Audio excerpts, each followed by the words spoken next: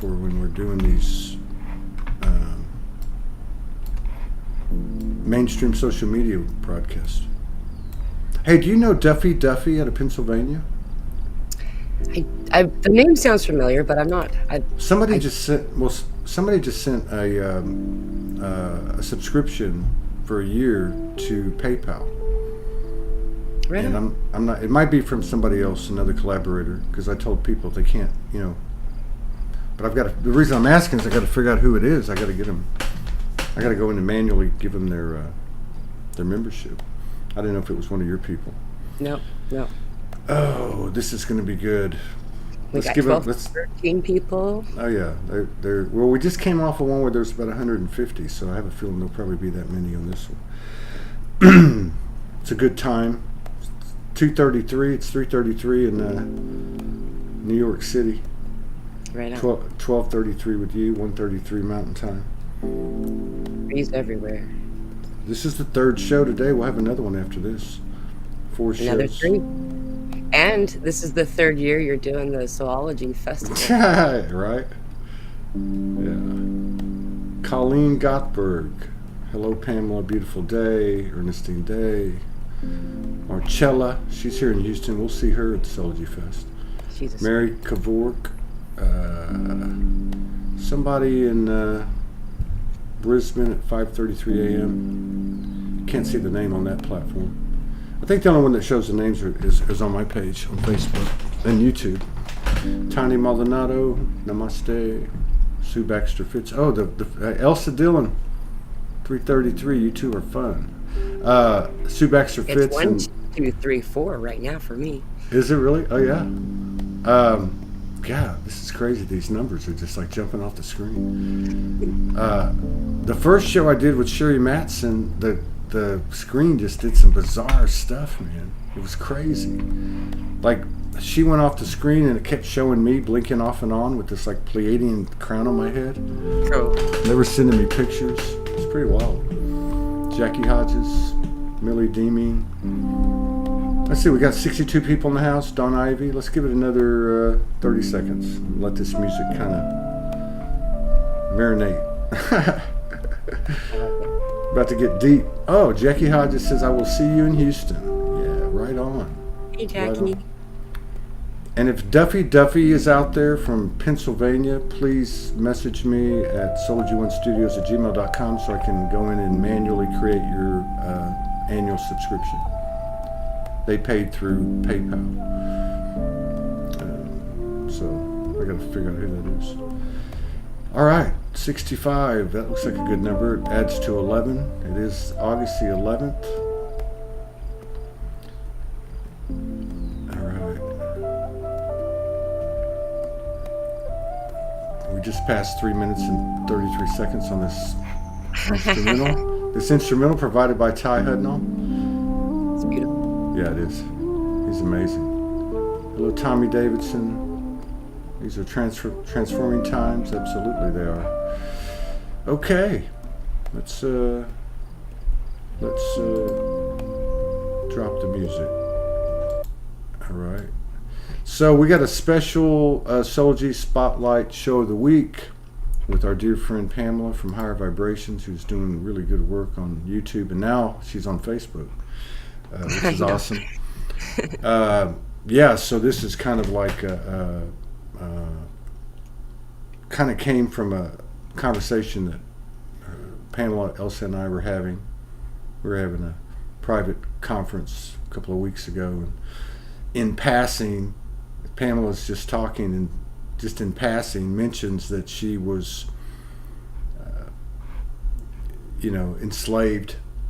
We'll get into it for the first 14 years of her life. Never went to school until she was 14, and she just passes this tidbit of information, with a smile on her face and just talking, not affected by something that is very deep, and at least from the human perspective, right? Until it is no more. And I said, whoa, wait a minute, what did you just say? That's funny. These are the kind of things that we need to talk about. And I also said it to Elsa, because Elsa was talking about some things that were going on with her family, and anyway, so then Pamela's like, oh yeah, we can do that. I just don't want to take away from what I'm doing as a conduit. I don't want to take away from the message, and I'm like, yeah, I get that. And then I think it was like the next day you sent me a note and you said, hey, I think something like opened up in me or something. Like there was a whole different kind of perspective. So the previous show, Martin McNichol was talking about something similar. He didn't go into detail, talking about some memories that came back to him when the Pope visited Ireland, where the Irish White House is. I think it's the American Embassy, and what is beneath it, and that he was utilized for that. That dark sex magic, or whatever the hell that ritualistic bullshit is that we hold in 100% compassion. He talked about it being non-human through humans and otherwise. And so, I made reference to some of the things I remembered, and I just thought, oh, you can't make this up. Pamela's coming on, and here we are. But one of the things that we talked about was the importance of these things coming out. The thing about Martin is, like with you and other people, when you're talking to him, all of a sudden you start getting these epiphanies and revelations real time, like we do when we have a dimensional experience or whatever. And to me,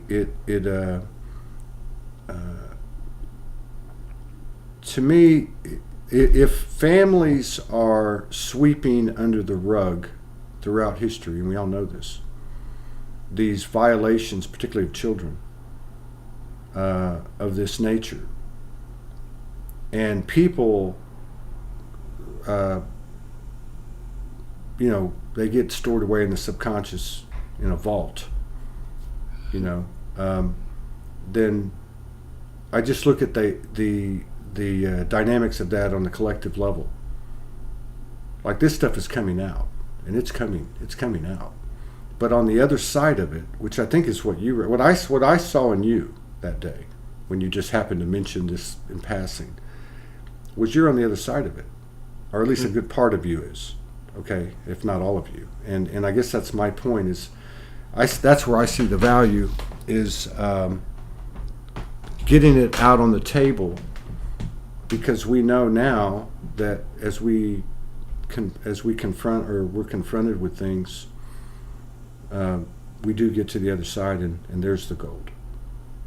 Right. And I think there's a direct relation between getting to the other side and greater accessibility to our superpowers. Right? So I'm going to hand it over to you, my beautiful sister. Well, brave, beautiful sister. Yeah. My voice has been acting funny since last night, so I'll be muting a lot in between so I can clear my throat without being so disruptive. I would like to mention something very clearly before we kind of get into this, is that everybody has trauma. Everybody. No matter what it looks like, what it's called, what we call it, the labels, how it feels is the same. All of us. And the experience that I come from, there were people who had more trauma, in comparison to mine. I'm not claiming that I am this experience of that I can speak for everybody. However, I've been shown a couple of different things over the years, and one of them is that when this stuff really started was when the collective of Ra, back in the Egyptian period, removed themselves, and the people who were incarnated here pharaohs took the name of this, and would come and collect children on their ships. They had these spaceship things, and I actually went and found documentation later on. There's reference of the Eye of Ra, and this whole group of people who had taken in a parasitical worm into their right eye. That was a collective who were the beginning of these, what we would call being under the influence of some other energy. Right. And so I'm just bringing this forward because this has been, just as you said, Todd, has been happening for a very, very, very long time. So let me just restate this because I want to make sure I understand what you're saying. Uh, so the collective of Ra, which came down to, and this is documented. I mean, we know that like Samaria and Egypt and such, technology, farming, different things, language was, and we were probably part of that. Some of us, I know I've had memories of that, serving humanity in a capacity similar to that. If that wasn't it, I don't know. But and that what you're saying is when this collective left the earth to allow us to evolve on our own, which is the name of the game, another collective, if you will, came in that wasn't of a benevolent nature and assumed Yes. the identities of the benevolent collective Ra, and then started the fuckery, basically. Yes. Now, the other reason I think that's important too is because I've heard, obviously, Law of One. I've heard really good things about the Ra collective and felt really good things about it, and experienced some things about it that were good. But I've also been aware of some stuff that didn't make any sense. Yeah. And so this kind of explains that, and I've not heard it from that perspective before, where both are true, right? Mm. Okay, go ahead. Thank you. Yeah, and thank you. This is an example that's very common in the Bible as well, and other religious documents. You'll see, like, a God that's loving and helpful and all awesome and everything, and all of a sudden, there's fire and brimstone and bad, and fear, fear, fear, and so it's like really inconsistent. You can tell who's the speaker of those stories. Um, And so, in this particular incarnation that I'm in now, I was incarnated with the intention of staying until the day before my 4th birthday, and um, I came in just like a lot of you. Pardon me. I came into a lot of trauma, and that trauma was to be had for those 4 years, and then I would leave until I would actually be a young person, very young person right now, and coming back in these moments of where the awakening is already occurring. However, so the cause of death was my father beat me too hard. Like, that was just a common thing. I was the fourth of 10 kids, and so um, the first three, he hadn't figured out how to get his violence out on young people without damaging their brains. So I was also considered the oldest in my family, just due to my intellectual abilities, from lack of that level of brain damage. Um, and then the night before my 4th birthday, he just got extra mad, and he beat me so bad and threw me into my bed at the end. My mother wasn't allowed to attend to me. And I remember hearing her in the hall trying to get in, but he wouldn't let her. And I died. And when I did, I knew that was the sensation of leaving your body when you're in that place. Like, you don't realize how your entire body hurts all the time, even when you're not injured, until you leave your body, even as a 4-year-old, and the gravity, it feels like you're wearing clothes made of concrete, in contrast to who you are energetically once you can move out. And so it's very relieving and awesome, and it's like, yes, finally, no more limitation. And in that moment, I was met, and not by a tunnel of light like people talk about. I've never had that experience, the tunnel. However, I was met by a beautiful, loving green glow, actually. And I have not fully translated this experience. I'm telling this story because it's important for everyone to see where trauma comes from and how we collect it. Um, is that um, when I went to turn, this is my memory of it, to turn to this beautiful, loving green light that I was very familiar with. I knew who it was. Um, it felt almost as if my memory was edited, because I had a 2-hour conversation, though I think what occurred was that I know now when we have downloads, we can have hours worth of conversation in the space of less than a second, so I began to turn, and then was turning back to, okay, and what had occurred in that conversation was, you want to stay? It's going to be really hard, but it's going to be really cool. It felt almost like a new mission just came on the desk kind of thing, as a result of so many free wills having worked toward this goal that we were in right then. Like, it was surprisingly possible, and for me to do what I was going to do later on. Um, However, by staying, it would be as if I just completed the first level of our old arcade Donkey Kong, and now I'm going to try to beat the most complex video game not yet invented, which is, um, it was a big challenge, but it was really exciting. Doing this, you're presented with what would be called, I guess, in a visual way, like a table full of stones, pebbles, and each pebble represents a trauma. That table wasn't supposed to be so full. And I knew that when I saw the table. I knew that that particular amount of trauma that was there, um, was left behind by those who couldn't heal through it previously in other incarnations. Um, Mm. the nature of how it works is that when we incarnate, we bring the trauma that we had before, and it's amplified in that lifetime in order to point at it, so we know to heal it. Though after so many incarnation cycles, it just piles up to like this big unhealable thing that a person can't do on their own. And so that's why people like us come in, is to pick the trauma up. And Right. that's why we consistently have a lot of trauma and, to heal through. I remember collecting far more than my share and being excited about it. Like, okay, here we go. And that particular memory, I cursed myself for over the years while I was going through the traumas. It's like, what an asshole. I was so arrogant and thinking I could do all of this.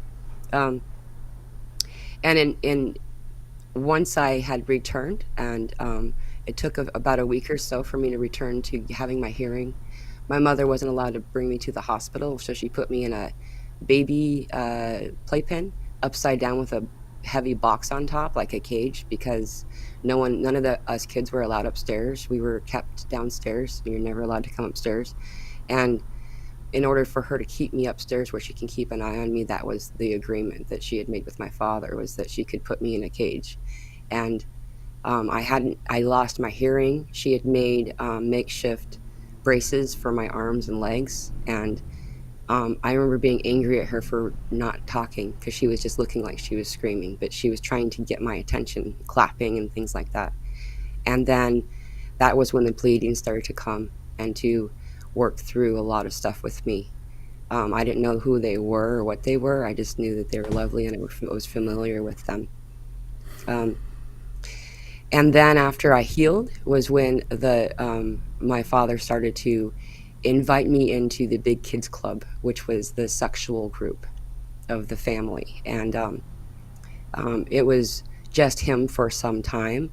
However, very quickly we began to leave poverty. So you can see the difference, that when we started to go to these parties, that we suddenly didn't.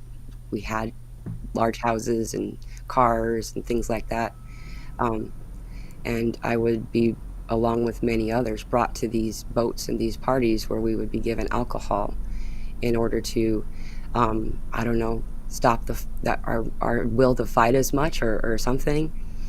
The same time, I would like to say that the vast majority of these parties that were enjoyable, they were fun. You were getting, this is stuff that most people aren't allowed to talk about, is that the experience of going to these places was, also, there was presents given. The adults never ever in my life were ever kind to me, and here they were kind, and they would, give me the attention that was like a nice person would do, until it came time to get what they wanted. Um, I bring that part up in particular because a lot of people talk about everything else, and they don't feel like they're allowed to talk about the whole story. So, um, So let me because that was a lot. Okay, so I'm pretty sure I got it all. So because that's different. I mean that I've never heard anyone say what you just said. through years, 10 plus years of research. So, so your family was basically in poverty. You got 10 kids. Uh, you start to have these big kid, for your dad's words, big kid episodes or whatever, Club. which involve big kids club, which involve him uh, sexually violating or sexually engaging with you and your siblings.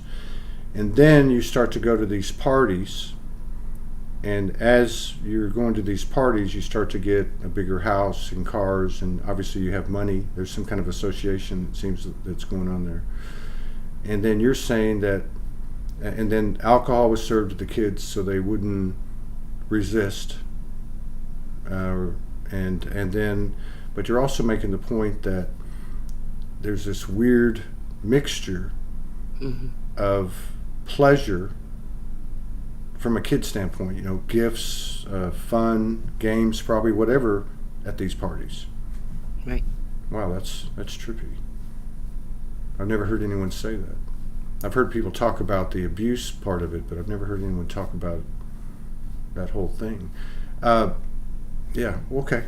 I just wanted to make sure I got all that. Yeah. Yeah. I feel like it's funny. I haven't had this sensation of being nervous for a really, really long time. And I really enjoyed having it for a moment because of it. It's kind of um, by the way, one of the, the things I observed when someone's nervous, when we're in a place of nervousness, that there are five of us happening at the same time is why we're feeling nervous. And it's too many minds. It's kind of interesting. Um, Five of our aspects, like vying for position. yeah, it's like we're in too many places at the same time. Mm, Um, in this body embodiment, because we are simultaneously incarnated. There's not any past or right, present, right. future lifetimes, right? So yeah, we're five people. At least was what my experience was when I was in the nervousness of it. And the reason I was nervous was that um, that is the part that we're. I mean, so I've been doing therapy and I've been healing myself. And first I was made to go to therapy as a teenager when social work got involved. I guess I'm skipping quite a bit ahead here. If is that Whatever you all want to right? do. Yeah. I Okay. mean, I mean, Um, I do. I don't know if everyone heard the story though on the previous show where you talked about, which is how this came up in that conversation we had, where you were on a boat at 14, I believe, yeah, and 11. you're 11, and your sister jumped or whatever, went overboard, and you jumped in after her, and then there was what was it, a hand that Shall I had like tell the story? yeah, you tell that. Yeah, yeah, what am I Okay. trying to do? So none of us could swim. We didn't have any, and of course, again, we were all drunk, and we were presented on this boat as entertainment, and it was during a summer holiday, and everyone was all distracted, loud music, loud talking, and when my sister fell over or fell into the water, um, no one could hear me shouting for help, and I didn't know how to swim. We're in the middle of the ocean. We're like, I mean, that's it, and I just jumped in after her, and I'm still impressed thinking back at that moment because it's just like I had no idea how to swim. Anyway, I dove in, and um, it got dark really fast where you couldn't see anything. We were really deep, and um, then all of a sudden, at first it was a faint glow, this light that was coming from my right side, and it grew really bright really fast, and then from that ball of light came a hand, and it was very would it's funny to say this. I don't know how else to say it though. Is that I knew that hand. I just don't know how I knew that hand. That was anyway. So the hand put seaweed. I thought it felt like seaweed around my left hand, and then I didn't actually hear a word, but I felt the word go, and it was like I was pushed, compelled, propelled through the water up, and I was paddling and things. I was not doing the bulk of the work, and then I flopped up onto the boat, like I call it, I use the example of it was like a mermaid, because there was no grabbing on to the edge and then getting onto the boat. It was like Like whoop. like a Yeah, fish flopping yeah. onto. Yeah. And Wow. I I noticed then that there was weight behind the seaweed in my hand, and that was my sister's hair. They pulled my sister's hair up and wrapped it around my hand, and was able to then pull her on too, and everyone um, wouldn't hear me as I was trying to tell them, though. What was the most crazy part about that is, and that became a joke in the party for everybody, because I kept saying, we died down there. We died down there. And they thought I was being dramatic. And it wasn't that I was being dramatic, is that when we went to that place in that moment where the light met us, we upgraded. We merged with a higher self fractal of ourselves, and became someone new, or more, became someone more. Rather than changing who you are, you just include another completeness to you. And and my leg, just above my knee, I didn't have a birthmark. I was 11 years old. I knew my body. I was, it's where shorts don't cover typically. You see your leg. My leg was glowing with light, and inside there was this really dark mark, and a couple of them, but and it was, people call it a birthmark, but I got it when I was 11. I was born again, I suppose. So um and the reason that this became important, and I just started to tell this story. It felt randomly, but all things are, no things are random.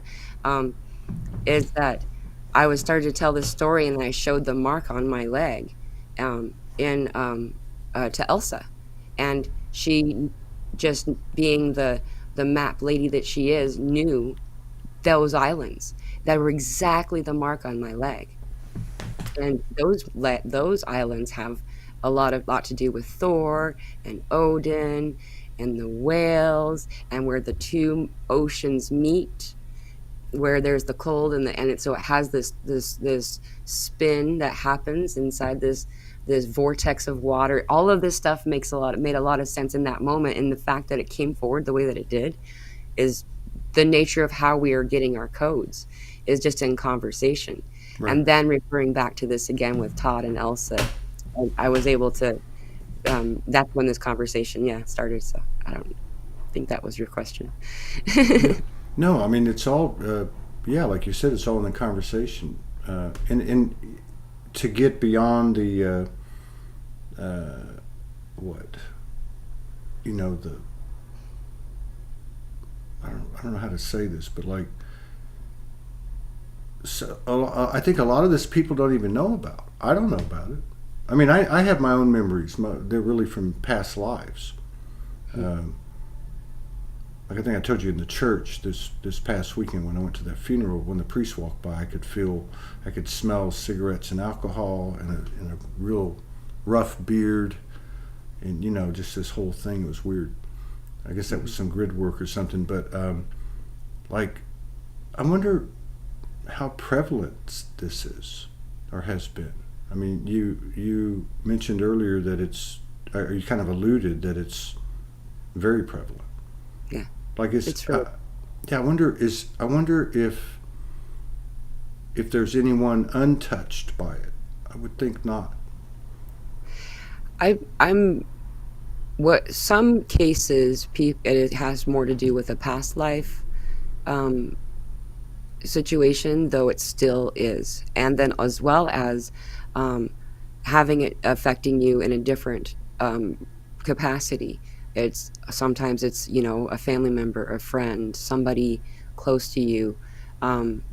It touches everybody, and the fact that it's made, there have been occasions where people have been completely shocked by the system of it, having the same trauma themselves, being more of like inside of like an immediate family Mm, where it's not discussed, and remember too that when we unpack and heal each layer, that we find that there's a theme, and the first layer, the core of it, is always shame and guilt, and that shame and guilt is a transference, an emotional transference from the soul that's engaging.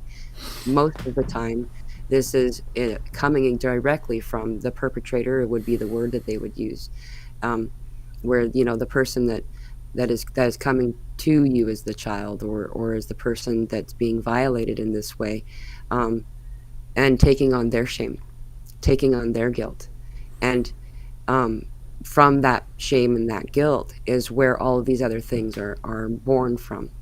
Wow. And if you think about it in the spectrum of how things work, we got the love or the light or whatever, and then the fear on the other side. And so the farthest away from the love that you are, the more that you're in fear. However, there's a whole spectrum of emotion, right? And they all are balanced and perfect. However, when we're closest to fear, we also have the shame, the guilt, the low self-image, all this type of stuff. And this teaches us to do low self-worth talk. And we have 60-70% of us is water, and you've seen what you can do when you say kind words or unkind words to water. And so we're changing the molecular structure of our bodies by being in shame, being in guilt, being in low self-worth kind of talk. And it takes 10 kind words to undo those words. So a lot of times people feel stuck, and this perpetual motion of, oh, I'm not good enough, I'm not this, or I should have, or in trying to compare and measure up has been really the fabric of the matrix. That's Yeah. really the fabric of it. Yeah. And then the whole Stockholm syndrome part of it, Hmm. because like the abuse and then the apologies, Yeah. right? Or you know what I mean? Like that weird mixture that you're talking about at that party where you have these. It's like it's weird. And then what you're saying about this whole transference of that makes sense to me because my experience has been that the perpetrator energy, let's just put it that way, in the form of a person, becomes numb Yeah. to, yeah, to, like prison guards in Nazi Germany. They were given meth, and they obviously many nasty things happened, and the reason they were given that was to numb them. But what you're describing would make sense to me, that even without any type of pharmaceutical, that there is a transference of Yeah. shit, everything really. I mean, Hmm. anger, rage. Wow, that's deep. Yeah. That's really deep. And until we observe these things, allow the acknowledgement of them, remembering that this has taken 30 years of different messing around and figuring out the code for the recipe for my particular recovery or the healing of the trauma that I've had. And you know however, the base of all of these things and the healing of it is to acknowledge it without judging it. And that's hard to do because Yeah, judging is deciding something about a thing. It's right. not saying it's good or it's bad, that it's blue or it's red. It just is. And um, all of us, most of us tend to have this um, inclination to discover more about it, or to put it as a label or a title among our many other labels and categories that we've been Right. putting in ourselves in. Yeah. And by doing that, we are holding that in place. We're holding that trauma. We're in prison. We are then the wardens, the prison guards of our own suffering. And so to acknowledge it just as you would anything else in the most um, objective type of way, that it just is, and that it can go. That there is no forgiveness needed. There Mm. is, it just was. Yeah. There's no changing it. It just was. And to that there's no penance, there's no balancing of the scales. It's just, now you can go. And we want them to go. We want the energy to go. We don't want it to be stuck in us. This is something that everyone seeks. People pay large amounts of money and spend their entire lives in these different workshops and things to do this simple task. And it's simple, though it's complicated in its allowing ourselves to do it, because it is a lot of unconditioning that's required. Yeah. And the groups that they put me around. Um, so just to be clear, I was made to be put into sexual congress at least once a week for 10 years of my life until I was almost 15. And Wow. So once I, a week for 10 years. at least, yeah. At least once a week for 10 years. Wow. Let that sink in. And you actually prefaced this by saying people that you knew firsthand suffered more than you did, if we want to use that word. I mean, I totally get what you're saying about witnessing it or receiving it as an experience without judgment. That's And then what you're saying too about it is simplistic, except for it's complicated to the finite mind. It's simple from the infinite mind. But I feel like that, like how you mentioned that when social services got involved, obviously they must have known something. So you start going to therapy, and then I guess then in time you tap into your own infinite connection and start working on yourself through your higher aspects. Eventually, I went through like 5 years where I was drunk all the time. Like I was angry, I was spiteful. Everyone still called me happy and joyful, though I didn't feel it. I Right. was I Numbed. was upset. All of a sudden, I was thrust into a school system without all I knew how to do. I knew how to write my name. I didn't know how to write my last name. I I didn't know how people interacted with others. I mean, just my siblings, and were we were basically an example of Lord of the Flies of the urban world. We didn't leave the basement, and we kind of raised ourselves, in that way. And so, like, food was left at the top of the stairs. You weren't supposed to go at the top of the stairs. Only the oldest sibling could go up there to get the food that was left the night before for you, kind of stuff. And then all of a sudden, I'm in school, and I'm supposed to ask if I can go to the bathroom, and I'm supposed to not tell my peers when the teacher's feeding them a bunch of bullshit that's lies. Like, you're not supposed to So do that, kid. you're no filter, Yeah. fully multidimensional, no filter. Not to mention no social skills and no standard education. Wow. And then to have the only basis or foundation for relationships to be with your siblings in extraordinary conditions that Right. must have been imprinted upon you, just like protecting other people, supporting each other, empathy, maybe. I don't know. That's I actually was known for being violent in high school, though my violence was protecting the ones that were being picked on by the bullies. right. Like, one of the stories, people would sign my yearbook, the annual that they give you with the pictures of everybody in it at the end of the year. There would be more people than not that would say, "I'm glad I'm your friend and not your enemy." After an event where these 5 football players were trying to beat up this kid, and I blacked out. I don't remember any of it. I know I was upset, and I needed to protect this kid. And they all, then I was aware again, and they were laying on the floor and in the ground and upset and set and bloody, and I wanted to help. So I reached my hand out to help one of them up, and I saw the blood on my knuckles. And I was Wow. like, I did this, and there were people who watched it. And this is before anybody had cell phones, so it wasn't recorded. It would have been if it was done later on in the world timeline, but Wow. um, yeah. So I That's deep. was, That's I deep. kind of, I always wonder about those people because I feel bad that that happened, though I don't know that it was. I think it was supposed to occur that way. Obviously, I didn't have control over it, you know. But What what that 5 years you were drunk all the time and angry, and even though people thought you were happy and all that, you weren't. Was there one thing that, or was there a point, like a seminal moment? Was there a point or a thing where you crossed over, where you moved out of the shame and the guilt and the externalization, the victimizer, that there was or that you were a victim? I mean, was there something that led to that?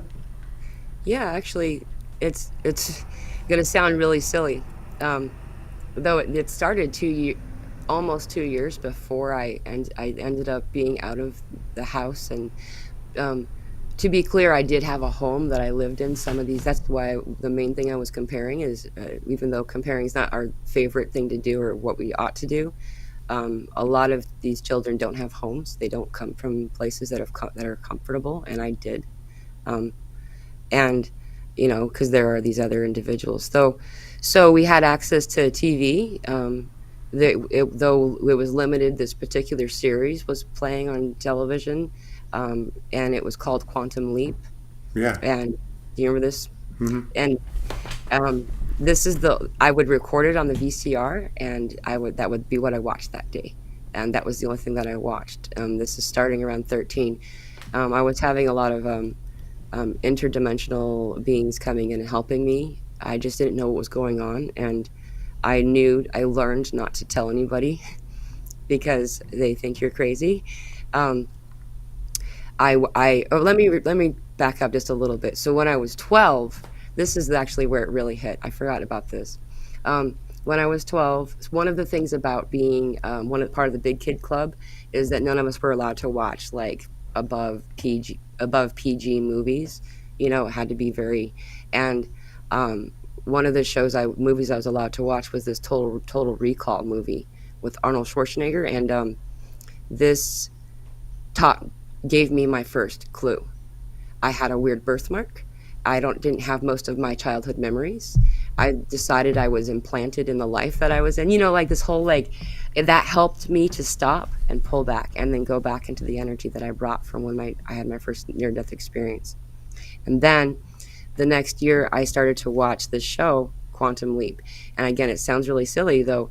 What I had done with it was after I would watch it, then I would spend time in doing work on myself by fantasizing, is what the word that the people would use. I don't know what to call it, and I don't know if it's really fantasizing or not. Is that I would then put myself in the position of. So the premise of this show is that someone had figured out how to travel through time, but they had to travel into it as the soul within someone else's form in that time, and the soul that was in that form would then go to his form back in the future. And so what I had done was that I let this occur, and I fantasized being this individual who had leaped into my life as a younger person throughout life. And I re-experienced a lot of these events, a lot of these trauma moments in my life in a place of, I'm going to fix this. I'm going to be okay in this. And at the time, I was trying to change my history, trying to change those moments. Right. And by doing that, I began the process of healing those moments while I was still in the trauma. Wow. Boy, if that doesn't speak to quantum versus linear, then I don't know what does. That's powerful.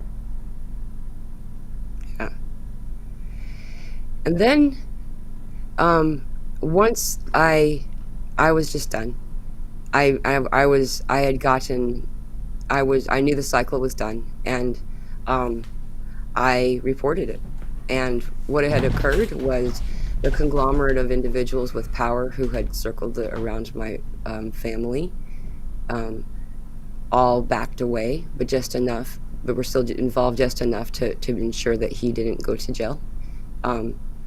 For that moment, my father, he was able to then spend the last decade or so of his life on the run, which was not fun for him.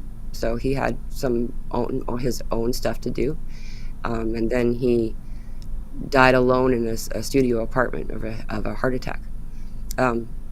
I bring this story up because the other part that got me through was that I had decided that one day he would be feeble and he would need something. He would need me to give him something like water. And one of those times that he asked me for it, I was going to tell him no. And I was going to make the no stick. Because the difference between me and a lot of the other children was that I wouldn't say yes. It was everyone were always coming to me and like, if you act like you want it, then it won't be so bad. If you act like, you're encouraging them to be sexual with you, then it'll be more like a relationship and it'll be more kind. And I wasn't about that. And I couldn't imagine, I still can't, doing that, but I can see why people do. And I just couldn't do it. I wasn't somebody who would pretend that I enjoyed any of it. I didn't. And that would be a lie. And so as a result, I became a little bit more desirable than the others. Everybody wanted to see if they could break me. Like I was that, I don't know, like game, or what's the right word, challenge. Right. But I don't know, I was going from somewhere else and I jumped over there. I don't know why. You were talking about your dad a little bit. No, but just to understand that too, you're saying that these elites, because that's what they were able to insulate your father to a degree for a period of time, and I'm assuming that they were untouched by the whole thing. Yeah. And then eventually they backed off and he was on the run. So in essence, he was nothing to them. Yeah. Ultimately, he was being used to get to y'all. Mm-hmm. And he never became part of their group, and it would upset him. You could, like, he would be jealous of me. I would be more included in the group than he would be, and that was hard for his ego to deal with that. And he was the one that made such a big. So I also had abilities as a younger person. Like I would like move paper, flip it around on the floor with my mind, stuff, this basic Lily Light stuff, wasn't like. And then he had involved my older siblings to encourage me to not do those things and to make me feel bad about like drawing auras on people. I'm an artist, I've always drawn, and then once he had walked in, I had this closet that has the doors that slide in front of each other, and then there's just like a hole with like a metal cup as like where you like a handle kind of, and you pull it this way. And I only had one metal cup, and the other was just a raw hole that you would get slivers and stuff. And my favorite toys had all gotten lost back into that spot. And so I couldn't move it with my own body. I was 6. I was stuck for my strength to be able to do anything about it. So I sat on my bed and closed my eyes and asked it to. And he walked in just as it changed.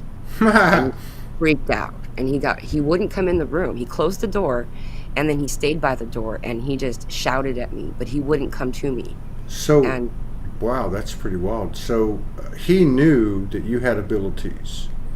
Did the elites know that you had abilities, and did any other kids ever display any abilities? There was a lot of emphasis on particular family groups coming from like where, I'm an 8th Native American, so I have like this that was really sought after. There were bloodletting ceremonies where the blood's used for the black mirrors, and they just kind of charge the mirrors and stuff. That is apparently best when it at that time came from that type of family backline, the lineage line. And so I bring that up because in my experience in this world is that the vast majority of us in this younger years do. It's just that we're convinced that we don't. We're convinced that we are crazy or using our imagination, or it made to be embarrassed, or something's funky or weird about us because of it, so then it's not. Right. Wow. And so, like, that was, you said 30 years of work, or it's been 30 years of work. Like, when were you able to actually get to a point where you didn't have a charge? I didn't have a charge? yeah, like you didn't have any judgment. You didn't have any condemnation or victimhood, or see your father as, or anyone as, you know what I mean? It's just like awakening. When people say, when was your awakening? And we look at our different phases of awakening, and True. sometimes we point at specific ones that are the most profound. Um, for me, again, it was just like that, though. I didn't start to um, remove myself from that investment until probably about 10 years ago, though it's been the past 3 years that I've started to um, heal so well that I've been able to recall. I didn't have memories of my childhood other than trauma. Like, I had scattered, um, but for the most part, it just didn't exist. And it was due to the overshadowing of that emphasized experience. And so the past 3 years, I've noticed memories of childhood that were long gone returning, and not even particularly amazing moments. It's just, oh wow, like, I didn't realize that happened, and um, I no longer, there's no bad guys and there's no good guys. Right. And for the longest time, I believed that there were, and when you are meant to be in battle, it's a survival mode. You're meant to go to your carnal drive and survival, and to continue to thrive. And when we do that, we emphasize the fear factor inside ourselves. And when we do that, it is cutting off a lot of experience from the heart chakra up.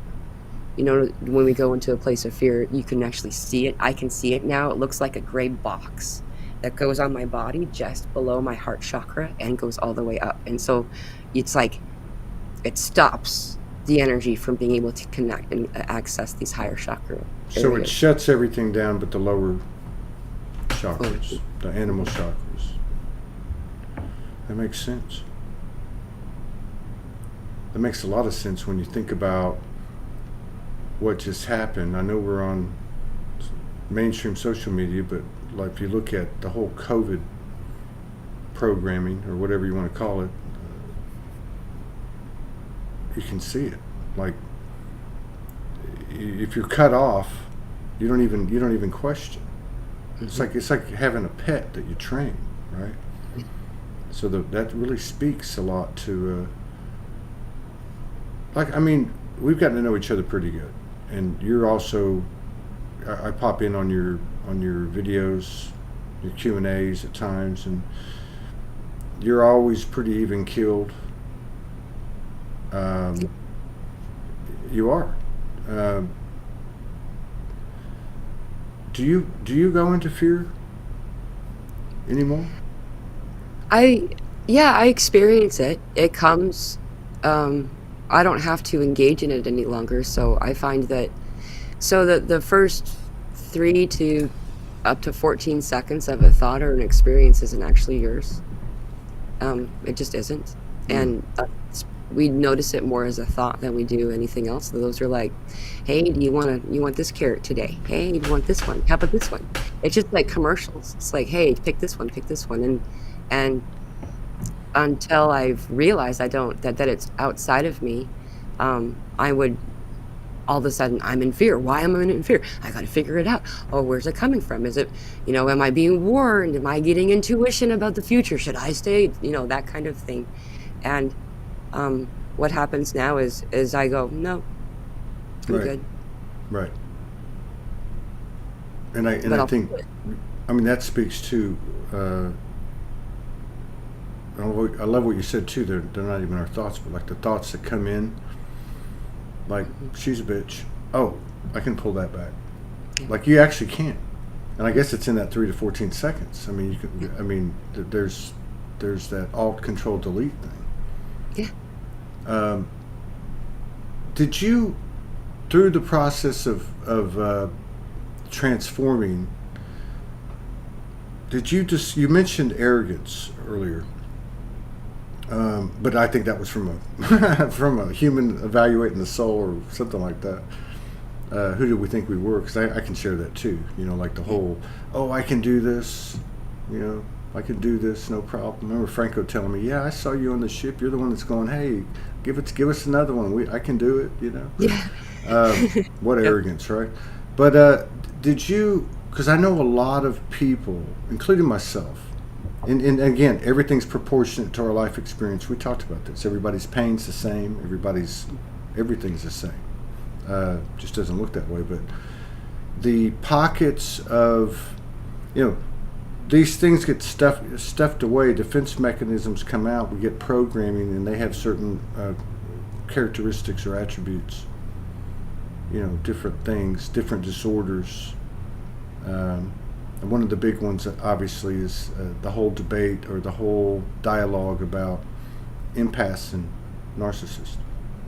And just like there's no good and bad, there's really no empaths and narcissists. They're the same thing. But in the unraveling and the unlearning, the deprogramming, we come across parts of us that we didn't know. Yeah. And I'm not talking about memories that we put away, but these defense mechanisms and identities that come out, like for instance, arrogance, belligerence is really rooted in insecurity, right? Did you have things that you discovered? Because it sounds like you were a bit different in that you wouldn't say yes. Hmm. That's a strong will. I mean, that's a strong knowing of self. But at the same time, I could see, and again, I speak from my own experience, where that wouldn't serve you so well on the Yeah. purely human side. I mean, it follows you. You still have that cast iron will, but to keep me from looking at something that I resisted. And I'm speaking of, in my own life, arrogance, alpha male, narcissism, at a certain point in my life. Did you have things like that you had to deal with? Or Yeah, was I your, mean, yeah, go ahead. I would say that my biggest struggle had been throughout my life, and one of these two things I'm going to say, I'll say it first, is that I've never seen it as a unpleasant or an attribute that I should eliminate, but I've always been told how I'm too stubborn. I'm just too stubborn, and Mm-hmm. um, the examples of, for instance, everyone had read all the Harry Potter books because everybody was reading it. I didn't read them. Like, even though at one point I ended up reading them in the end, but that was when no one else was reading them anymore. Like that's just me. Though that also did, of course, it was a liability throughout my life. Like most of my stories are, I'll say something that was happening, and then I'll say, and then there was me, because usually I'm doing something different. Like that's just how it's been. I would say that my stubbornness has more to do with I have an unwavering knowing of myself, and I know what it feels like to compromise self. And when I do, there's just a lot more work, and I'm lazy. That I don't want to do that extra work. I'm just not going to do it. So like I won't say something unkind because I don't want to ask, like apologize to the person later on. That doesn't feel something like I want to do. Um, though I would say that my biggest thing that has really come through for the longest time that I've been really working for is, I don't know, the struggle of being able to put myself first in any way. It's been my liability, and I know this sounds different than what you're asking, though. This is to me the same thing. Mm-hmm. Vanity, they say vanity is holding yourself above someone else, which is Mm-hmm. true. However, Mm-hmm. if you look in the dictionary, it says, or to hold yourself below another. Right. And so we spent so much time in our culture where I grew up, against doing everything to avoid being a vain person. However, everything that I was encouraged to do and all the behaviors I engaged in were lowering self, were saying that I was lower and that I could, like, I would maybe say no about something. Like if someone, hey, you have 50 cents and can I have that? And even though that's the 50 cents that was going to get me by for 2 weeks, I would say, well, I'm going to use it for food. but if you really need it, and then they would take it, Mm-hmm. and so, and that kind of stuff. To be okay with saying I'm worth something has Right. been work. It's taken quite a bit of work, and then to say it out loud and not have to correct and say and substantiate why I said that, Right. and so Like I would say those, accepting, like even like accepting compliments and gifts, and yeah. you know, I would even like leave a present at someone's door and run away because receiving the thank you was hard. right. God, you said a lot there, and you're right. That inferiority or superiority, it comes from us, Hmm. ourselves, and then this because I mean a lot of us can relate to this, really, in terms of putting ourselves, and it's not putting ourselves first, like in the definition of half of that definition of vanity, but it's putting ourselves on equal measure Exactly. to the other and to the collective, the Trinity energy. Period. That's it. Exactly. Um, and then you have a special being in your life that it sounds like came around about the time, that 10-year period, Hmm. right? Um, and you don't have to get into detail about this, but I was just curious, was there did that special being have a part in this?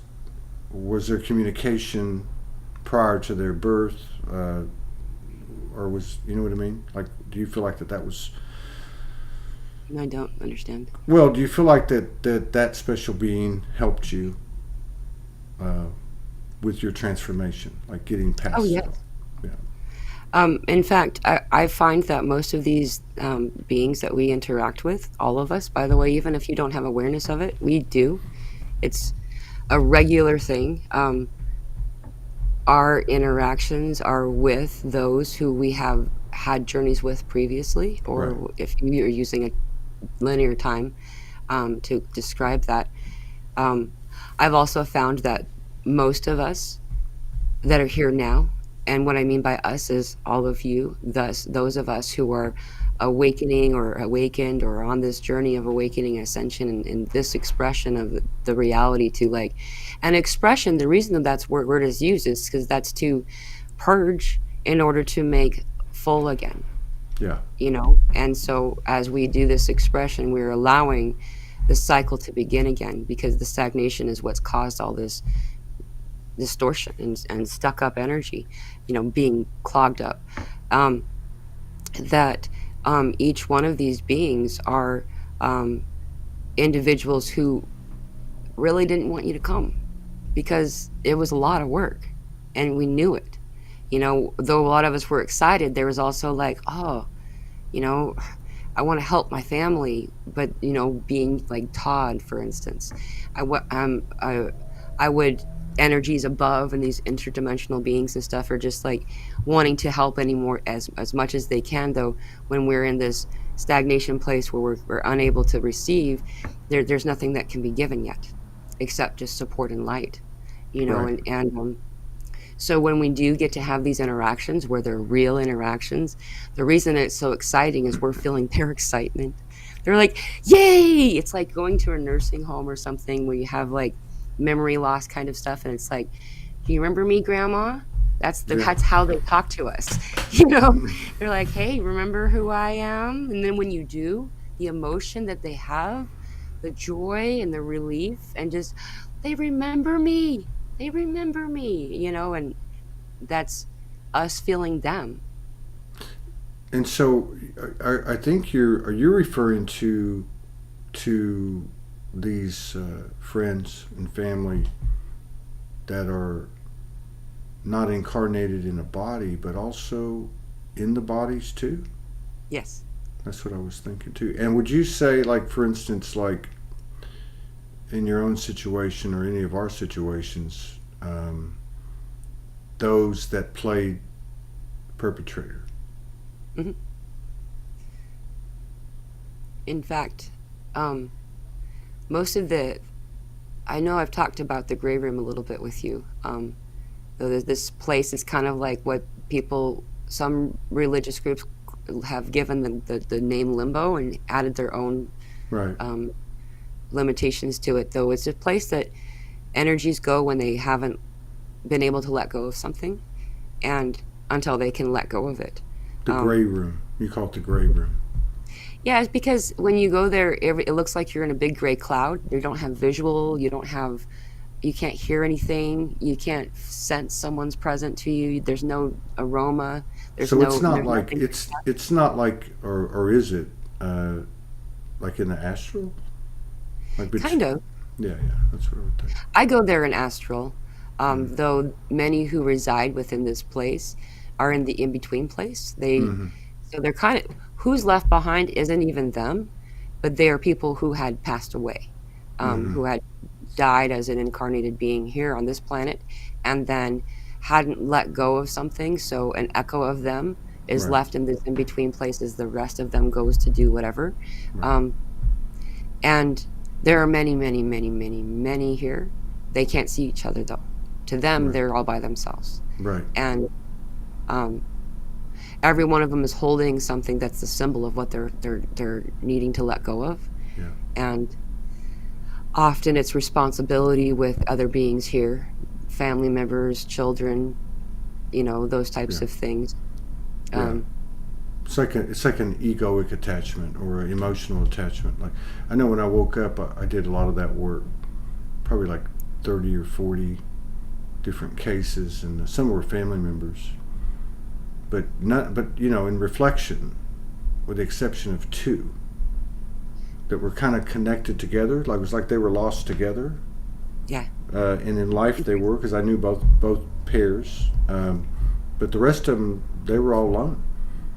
yeah, And I remember, like, one of the first ones was a friend of mine that died in a motorcycle accident, and his mother, father, and sister had passed, and, since he had passed, and yet he was waiting to try to reach them,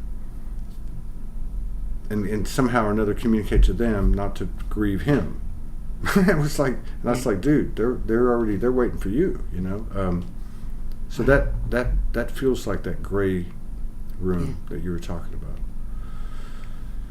Do you, like, I don't know, for me, I find myself praying, and I feel a little bit strange using that word, but I'm okay to use it. Praying like when I was a child, not out of fear and not out of helplessness or weakness, but out of strength. yeah. And I was wondering, like with you, because I have a feeling you can relate to that. You pray for everyone, including those that played whatever roles of Yeah. antagonists or perpetrators personally with you. Exactly.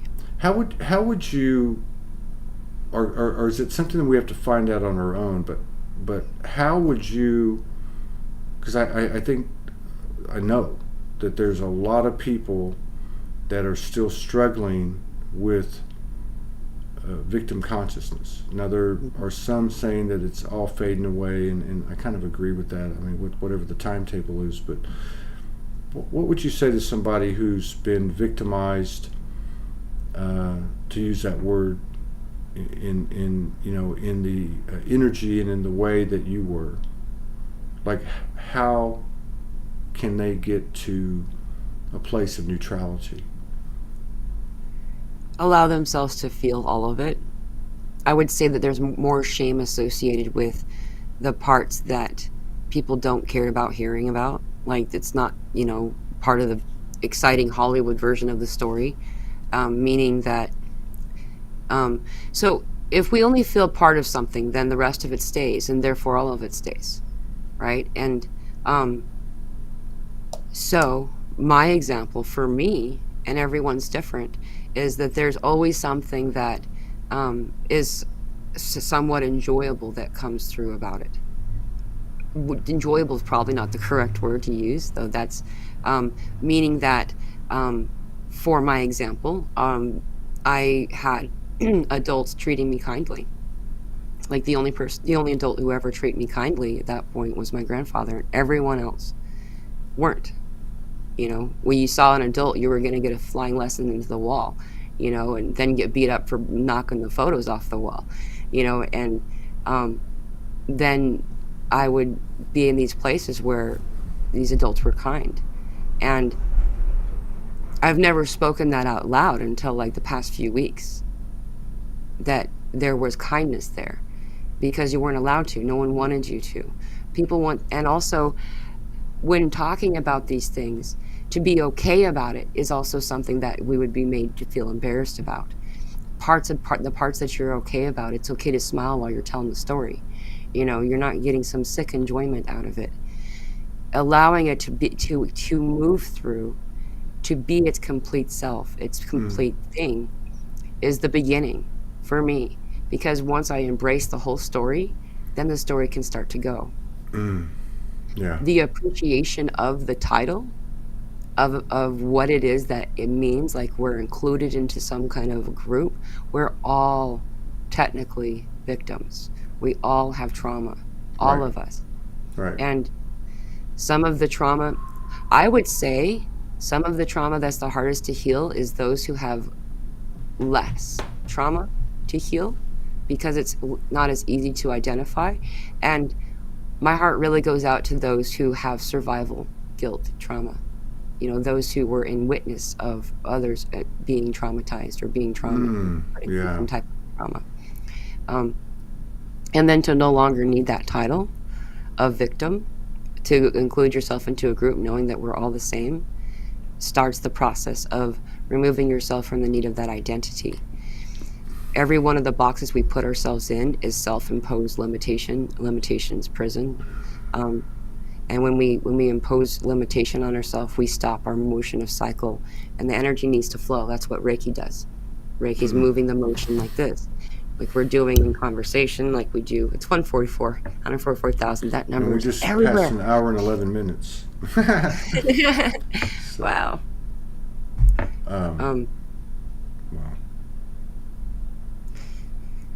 Allowing yourself to know that there is also another side to this, meaning as you continue to allow it just to have been, that you're not exactly a victim, you're not exactly any of the things, the words, the titles that you're given, the boxes, the categories you're put in, that you're you, and seeing your experience as it is of you, and allow yourself to feel it, all of it.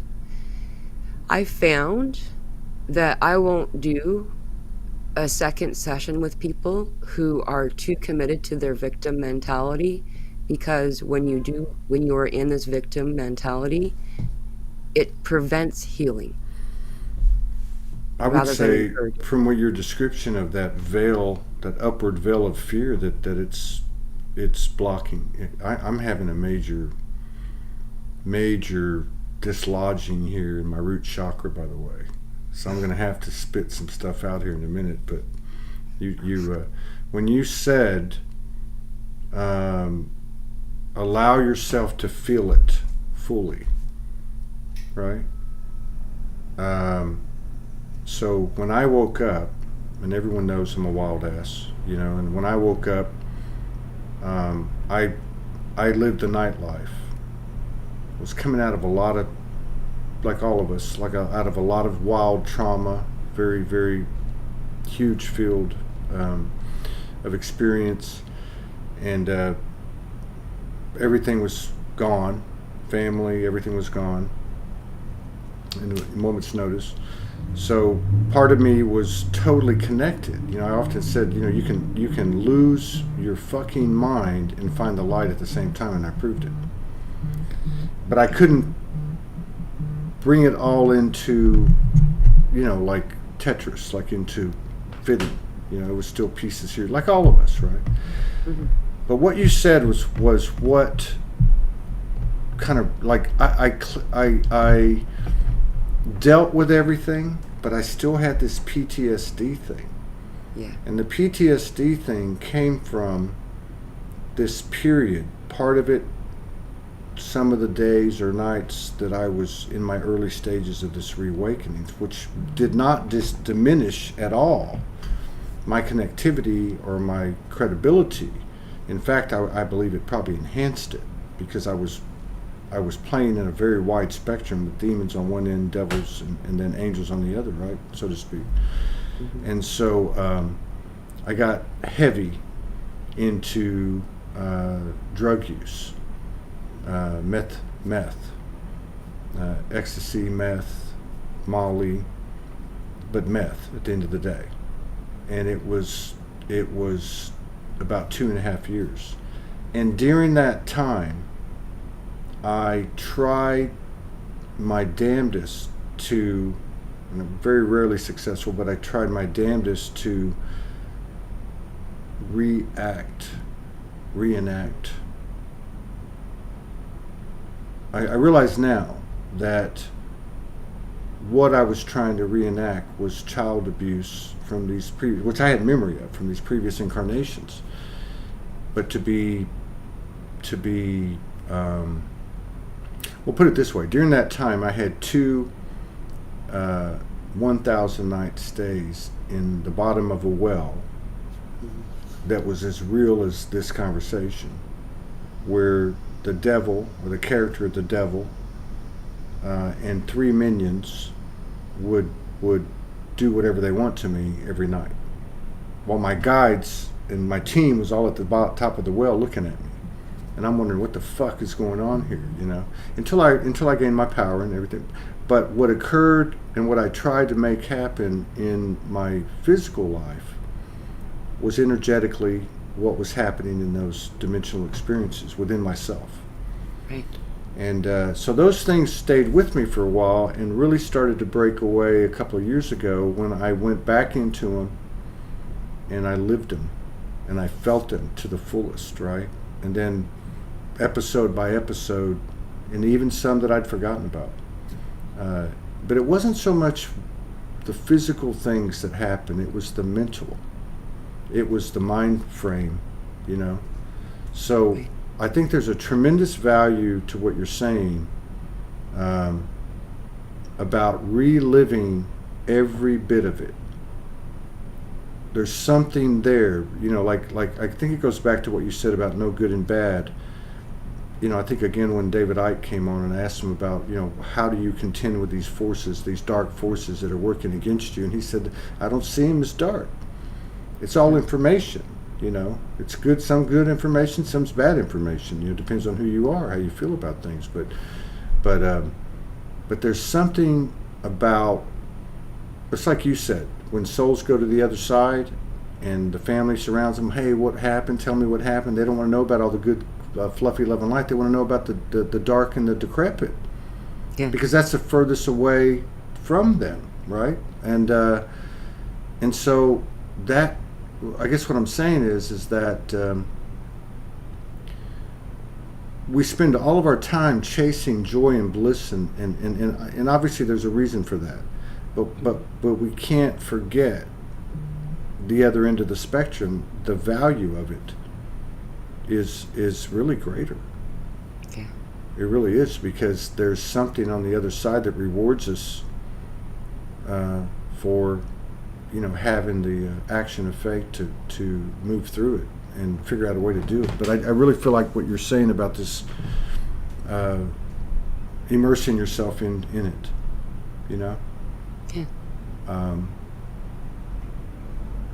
To allow yourself to break down was the last part of that, is that in order to put yourself perfectly together, you must first break down.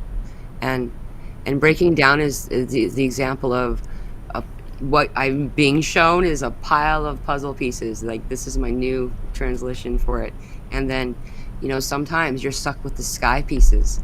You know, you're like, there's another blue one, you know, and it just, though once you have completed and allowed yourself to see the entire picture, once you have allowed piece by piece to take in the entirety of it, you know, that no part is more important than the other, that the bad guys or the energy that we thought was that are really just obnoxious little brothers trying to jump up out from behind the couch to startle you. They're not really.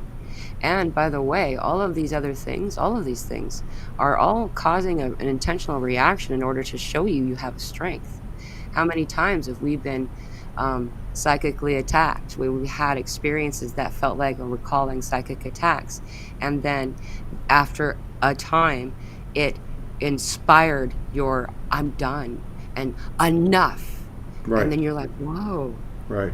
I didn't know I could do that. It's showing you your spiritual muscle. It's inspiring this growth, and that they're actually working in perfect cooperation in this team of evolution and of ascension. And no one's saying that anyone's good or bad, and it does have difficulty. We have difficulty swallowing that pill sometimes. That idea, that story, is that some of these energies that we want to say they're the bad guys are truly on the other side. When we leave this physical veil, then we see it's our brother. Right. Did I do that all right? Did I do it good enough? Like so. Yeah. Yeah, I told you about that family member that I had to that I had to come to face with this past weekend that by all accounts raped my kid.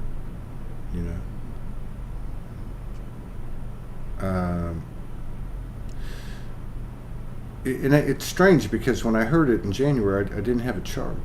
I didn't have. I just had compassion, and it's continued. Do you feel like that? And I know you have really good intel collectively. I like to compare it to some of the others out there that kind of do what you do. But is victimhood, judgment, condemnation, the perspective of or perception of good and bad and evil, is this going away? Yes. Is it going away like now? Right. It started in 2017. That's why I make so much of emphasis about the solar eclipse for 2024, is that's the other side of it. We've had all the stuff in the middle, and the beginning of the chapter started in August 2017, and the end of this particular chapter ends April of 2024. And then there's a lot of awesome stuff in the chapter that we've been experiencing, and though it feels like this is the last chapter of this particular book, it's a series of books. Nothing's ending. It's simply making room for new things to begin. And all of this stuff, this judgment, this concept of, like you said, all of these labels and these categories, and also limitation that we've naturally done, has been a conditioned response. It's in our religious texts. It's in culture. It's just attempting to be ingrained in us. And excuse me, more and more are not naturally picking this back up. Right. The newer children. And then there are those of us who are realizing, remembering perhaps only slightly, that we once gave it so much importance. And all things, here's the thing too, is that all things are all meant to be gradual. They need to be gradual in order for them to stick. And I've struggled with patience to get to right now for a while. And now that we're finally here, I got so many channel messages: patience, we have to be gradual. We want to let everybody have a chance to awaken. If we go too fast, then less people will be able to awaken, and we're not giving everybody the opportunity. So, cool your beans, just chill out, you're fine, it'll happen. And now all of a sudden it's like, we're already here? I don't know what happened somewhere. Yeah, I've said that for a long time. It's like we're on this roller coaster, and everybody's freaking out and like, oh my God, and then all of a sudden you start getting to the end. We've all done this at the amusement park, and you're like, oh my God, I don't want it to end. This is where we're at. Yeah. And the whole time you're screaming, we're gonna die, why did I put myself through this? And your knuckles hurt from holding on so tight, and then everybody's cheering and trying to get back on. And I'm wondering too if there's because and I guess I've talked about a lot on the shows, is reuniting with my mother, who on the surface we both served as chief antagonists. I'm assuming she felt the same way, you know, that I felt about her. And then we're on this high road, you know, we're light workers and we're doing the work and all that, and it showed itself and came back, and it's just been fantastic. But now there's another one that's on the horizon that I would say is even more of was more of an antagonist role that's presenting itself. Cool. That kind of carries the same, you know, the same energy of what you're describing is when we get on the other side and we realize who the culprit was, actually our brother or our sister or somebody really close to us, right? But it actually happening in the physical. I wonder if these are, because I know it can't be unique to me. I know other people that are having reunifications, but I'm just wondering if I don't know, you know, like how does this all work? We just keep anchoring those things that you're speaking of, and things like that, into the physical motions of our life, and eventually all becomes one. You know, the sleep time and wake time become one, whatever. I don't know. When you do this work, it has a visual I get to see colors, I get to see cool stuff. Like that's one of the things that I was gifted with for now. And I get to see energy move. And what's really cool, I mean, it's all really cool, but what's really cool is you get to see the ripple. And so you're in the middle here, and these concentric energy, it looks like percussion waves that just go to the edges of the cosmos, and it actually comes back to you. This is a fun little trick too. If you can stay in that place of joy and love for a full 90 minutes, that's how long it takes to go to the edge and come back. And when it comes back to you, it collects all the love and awesomeness along the way. And so it's like you have a soulgasm and cry, and also have so much energy that now my kiddo loves it when I do that, because now we're playing tag and we're running and we're doing, and just as that we're doing this even if we're not in a place of joy, is that we're affecting the very energy before you. It's visually, and what's cool too is that it goes to everybody. It doesn't just go to who are incarnated here. It goes to all physical bodies, energetic light bodies. Everybody's affected by it. And as it moves through, then you create new pathways that had been blocked before. And so just as you said, then you can, if you should choose, notice these other things that are now visible. They were already there. They were already an option before. It's just that it was unseeable for you because the path hadn't been cleared. Yeah. Yeah, I asked the other night. I don't know if I asked or what happened. I was doing the praying like a kid thing, and I said, "You guys are here, aren't you?" And then the whole room just like filled up with these gold beans. I was like, "Wow!" Cool. Like it was just like chakra ball full. Have you? Because I've heard people talk about this too, and I've had my own experiences. Not with with someone that, not with a playmate, that like say like your dad, right? But have you connected with any of the perpetrators, for lack of a better word? I feel weird with these words. Since they've transitioned or otherwise, like have you met them in the ethers? What was that like? Well, in fact, the way that I discovered the gray room at all was where my dad went.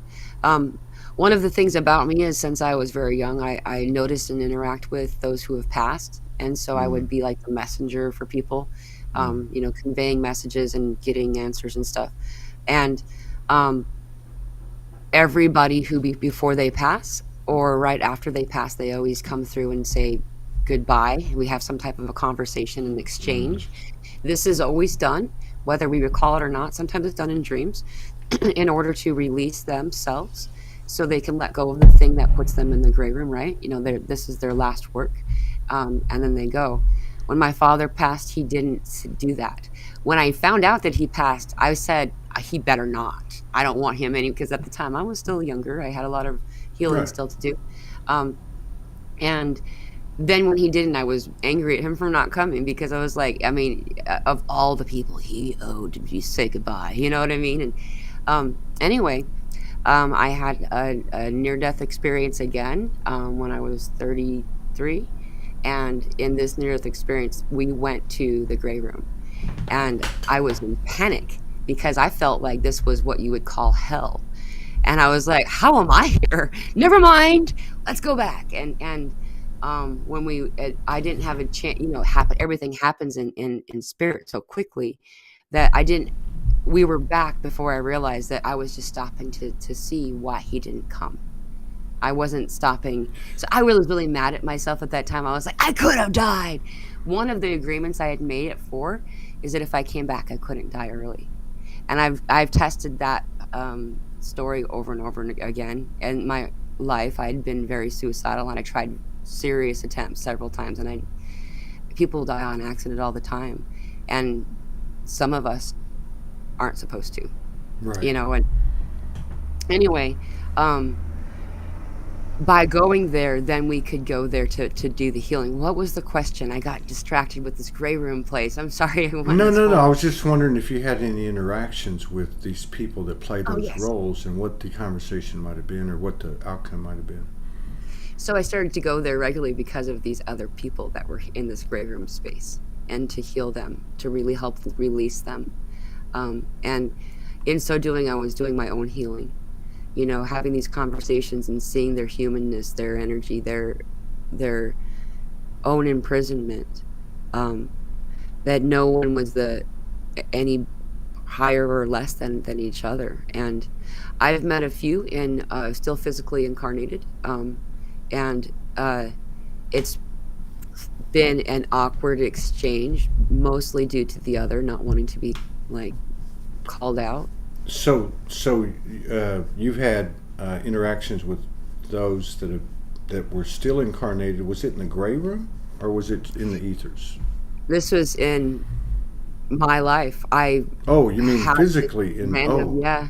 wow, I didn't know why I wouldn't needed to go on a particular road trip to a certain place. wow. I needed to do it, and when I went there, I ran into a few of them actually, and I released them in my own heart while we were there. I also saw that there was healing had been done there as well. Um, there are some individuals, however, who are still very invested in this way. Right. There is in no way any reason for anyone to stand in the way of harm. There's no purpose for you to attempt to create harm for yourself. And there are definitely some individuals who I will step away from the energy of them. They do not have a space. However, also too, is that when I have been able to find enough self-worth to say no, this is not okay. And Right. saying no doesn't mean I'm being a bitch. I always was made to believe that the word no is the most unloving word you could say, when it's not true. Right. It's the most evenly proportioned, equalized, balanced word of love that we have. Because I'm saying, well, for the right reasons, Right. I am saying this isn't okay with me. Right. I'm not going to do this thing. It will cause me damage or create some type of disharmony. And it's strongly encouraged that we do that. However, until we start to do that, we can't find our true power. And then when we start to, we find out that the mom now has power in the ethers. The mom now has power. And when I do remote viewing, when we say no, what the word I use is enough. Enough means I'm changing it. This is no. And um, that's, my daughter knows that word very well too, actually. I'm just like, enough. And she's like, oh. Just because that means I'm done. And it changes the energy of all things there. And even in remote viewing, you can physically change the energy that can be grounded in a space. And when it's no longer grounded there, then it finds that it also wants to go. Yeah. I kind of rambled a bit there. I hope I didn't go too far off topic. No, no, no. I just, yeah. I mean, what you said too about and not in harm's way. I mean, I think we've all run into certain energies that are just nasty. Yeah. Just, like, but maybe it's life in 2023, but there seems to be fewer and fewer. But uh, um, and I guess that's part of this evolution that's occurring. Yeah. Now I know that. Well, I've got to go ahead and. It's not shameless. We're on social media as a favor to social media with this Soulology Spotlight Show of the Week. But yeah, Soulology Fest. Not to get off on Soulology Fest, but to lead into this question, you're going to come. You've got some of your communities coming, and you're going to have a tent, 20 by 20 tent, to kind of set up in there. And one of the things you're going to be doing is sessions with people in person, which is powerful. And I was just curious as to, because you made the remark earlier, which I really admire, that you won't have someone even a second time if you determine that they're too on the hook with their story, right? But yeah, what do you do in your sessions? Is it It depends on a lot of different factors, but what I do leading into it is I usually will spend about 45 minutes opening myself, clearing myself as a channel and just being in that place and doing my before own. the session starts? Before the Yeah. session? Okay. And then entering into a place where I feel balanced, I then invite in, of course, my higher self and my guides are already there in the working of it. And then I'll invite in those energies who are presenting themselves specifically for that individual's highest joy and highest good. And those who aren't, coming in for that purpose aren't invited. And that's a whole process. Then I open myself as a channel. The vast majority of the conversation is done answering questions and from loved ones that have passed, giving them insight, communicating as the voice box of their higher self, their guides, and things like this. A lot of galactic energies will channel through me. And then typically an individual will have established enough release of their story that they can then begin a healing.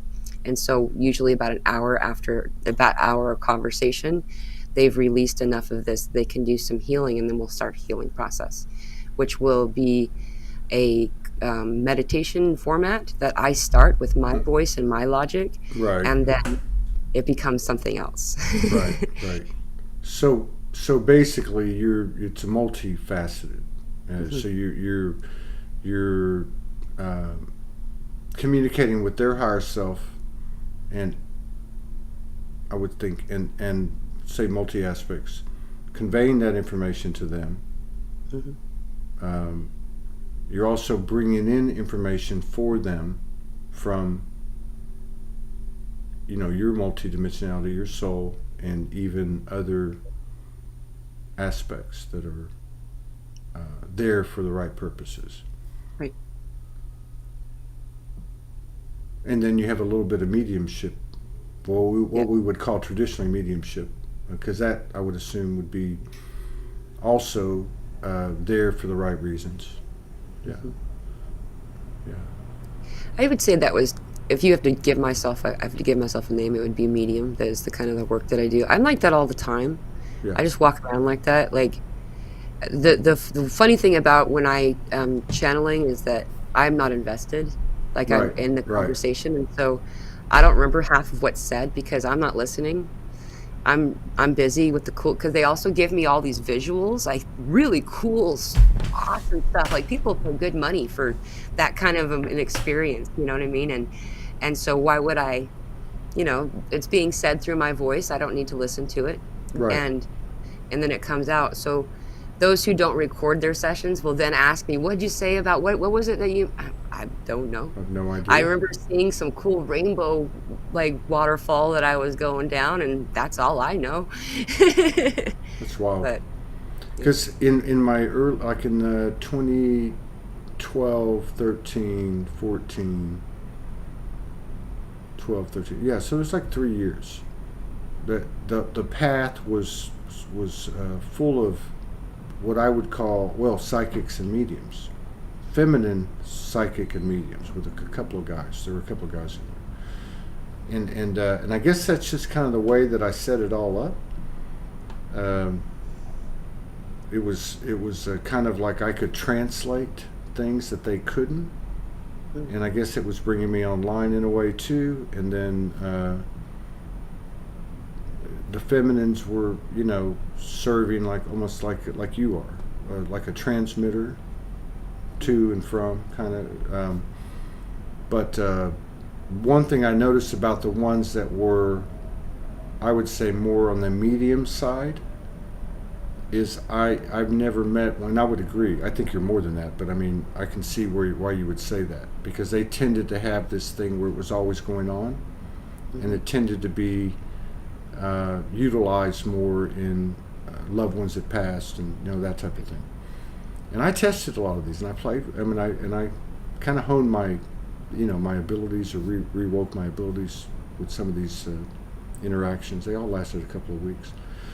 But one thing that I noticed about the ones that were like more on the mediumship side, you're by far the cleanest, clearest.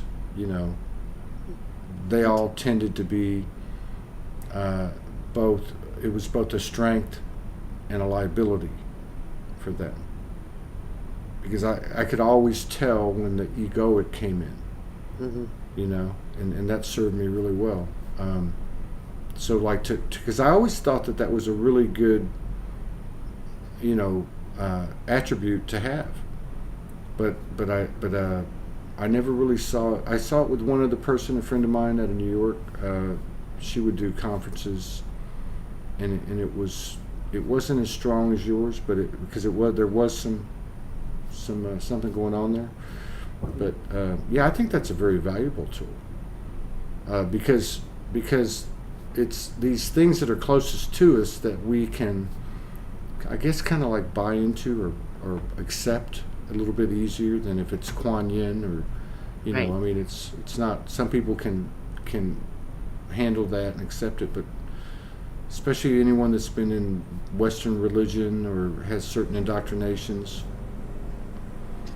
But I would think at this time that might be something that comes around more, because there are so many people transitioning. And I think so. Yeah. And then what about? I don't want to get off subject.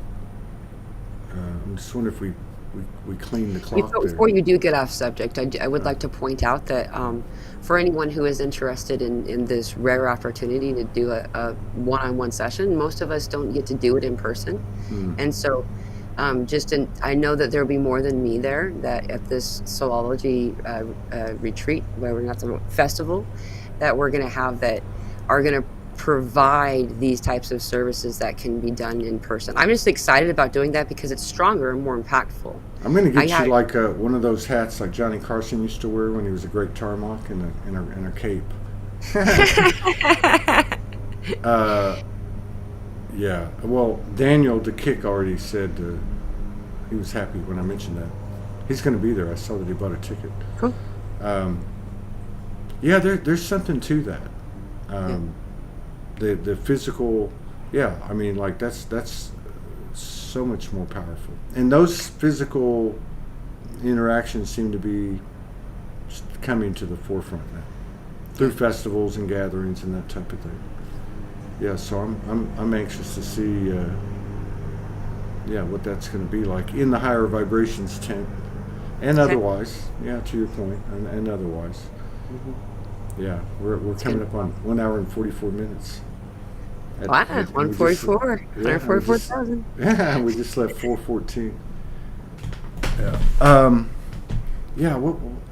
And I really appreciate the fact that you were able and open to talking about this,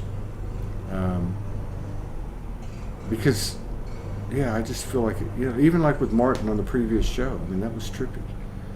Having the Pope come, I think it was 2015, and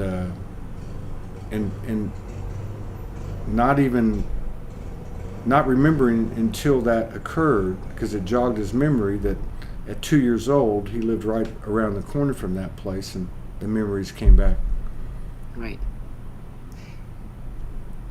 Most of us have these, and I just this isn't to implant an idea in anyone's idea, perception, though. If you have always a suspicion and it's something that we don't recall having happened, like someone had mentioned the museums, and I was all of a sudden reminded how many times the times that I had gone to a museum, there's always space. As a child, there's always space that had been lost. Like that was such a, and I would blame it on, I would say that was such a boring experience that I'd have no memory of it, and I'm using just this as an example because this is my experience, and I won't speak to someone else's experience, though. um, these types of things are incredibly common for most of everyone, Yeah. and so it's not that we need to pull it out in order to make ourselves feel bad or anything like that. It's just acknowledging that it's something that can require healing, and often it is due to the need for healing is due to that shame and guilt that's in the underlying, still an echo, even if you don't recall. It's still an echo, a residual frequency of that is kind of like an anchor, or too much um, weight on a air balloon, a hot air balloon, Mm. and you need to just clip to allow it to move, and so you can then move up further. As we are ascending in this frequency, we're purging a lot of things. We're purging in our body, we're purging in our emotional connection, the way that we've associated emotions and let them dominate certain experiences, um, not realizing that we were letting anything happen at all. And here we are now being in this place of empowerment that we're finding a lot of stuff out. And at first it can feel very upsetting that we'd been kept in the dark for so long, and just to be clear, um, the stories that are being told in Hollywood are definitely an exaggerated experience, though some are very accurate. I'm guessing. I've only heard about it. I've not I don't have any desire to, though there are some extreme circumstances that definitely occur, and I was present for some of them. And those extreme circumstances have to do with the end of life on some occasions, and it leaves an imprint. And even if you're just in that same building when it occurs, it leaves an imprint that needs to be peeled through. And how Mm. to do that? Sorry.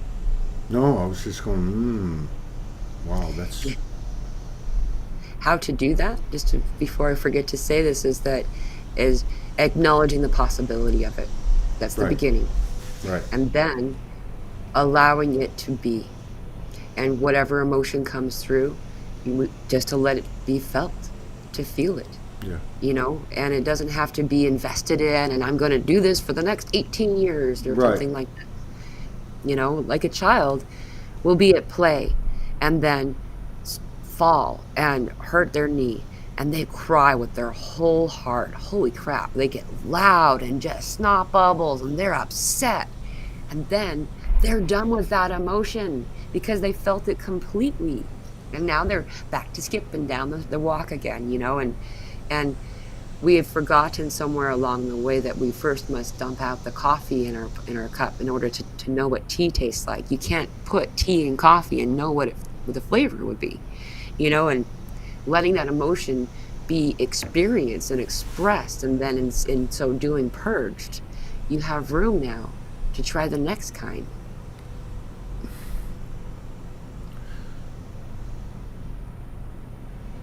Do you, well, first of all, I think that's great advice with allowing for the possibility, not just for this type of experienced, conscious or not, but allowing for the possibility, but like even for those things which we reject as possibilities within ourselves. Right. Like we carry it all with us. We carry every bit of it, even what you just described. That goes to the point of physical death. I mean, the just the worst stuff from a human perspective, right? Hmm. But being open, to me, that's always been like the number one thing. You have to be open. You can't just take the light in.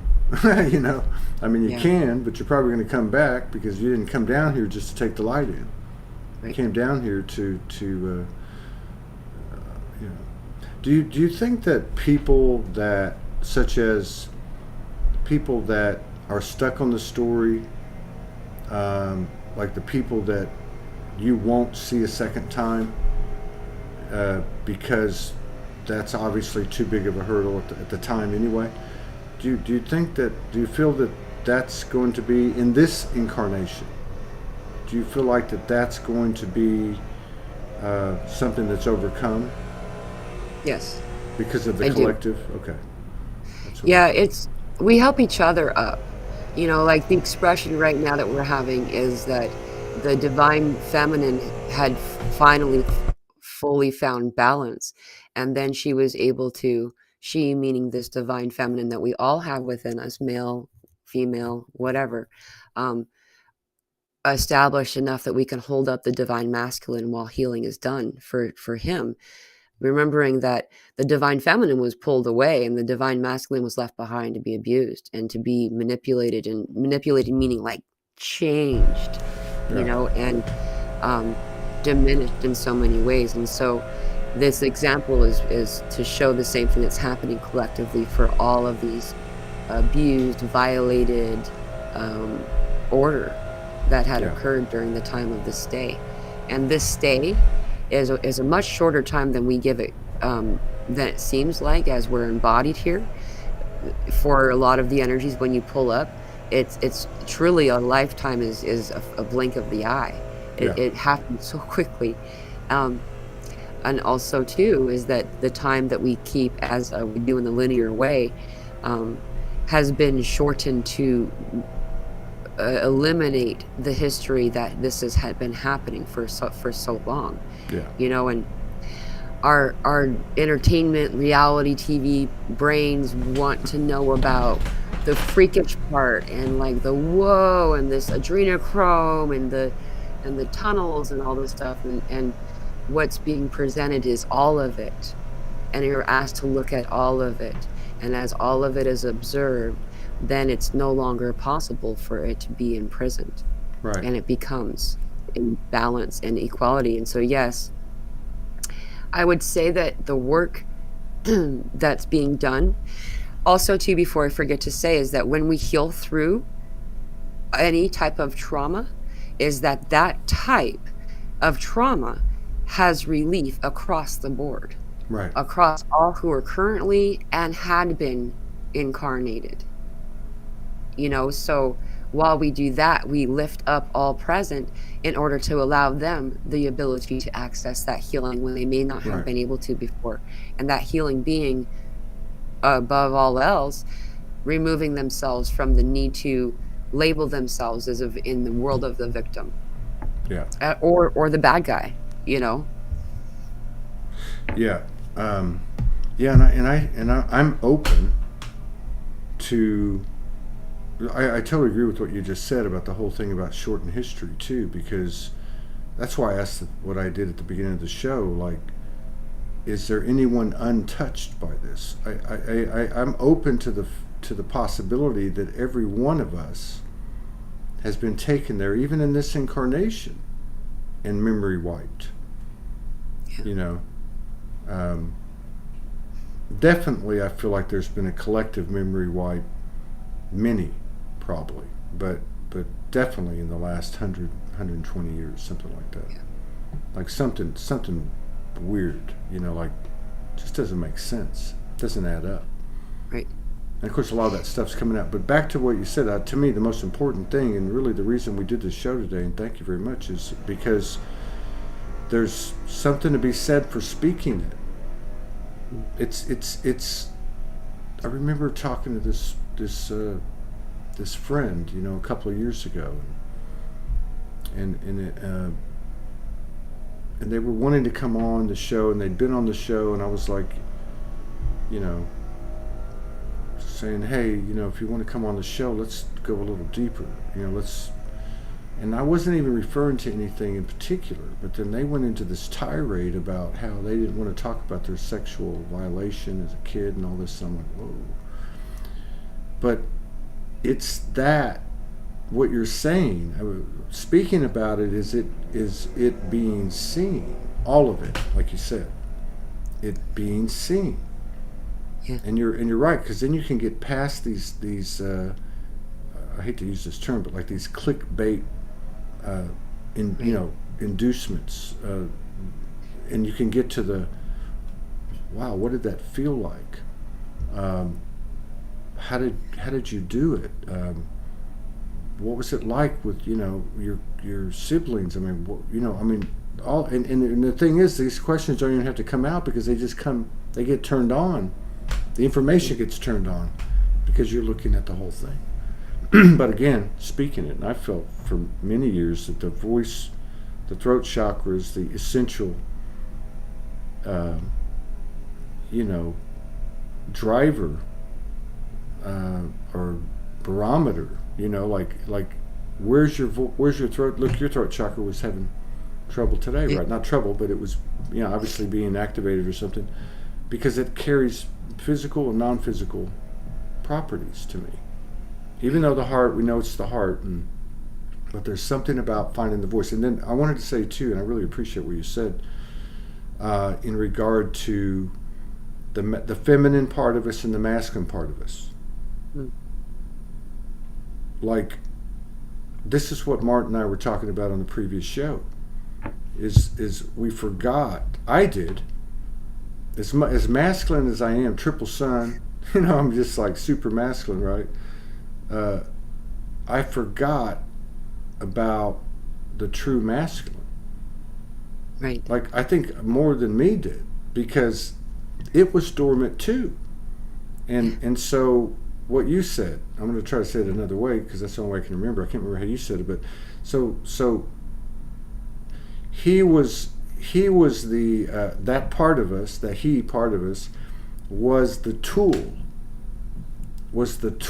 of the patriarch, you might say, or the whatever, and yet also a victim.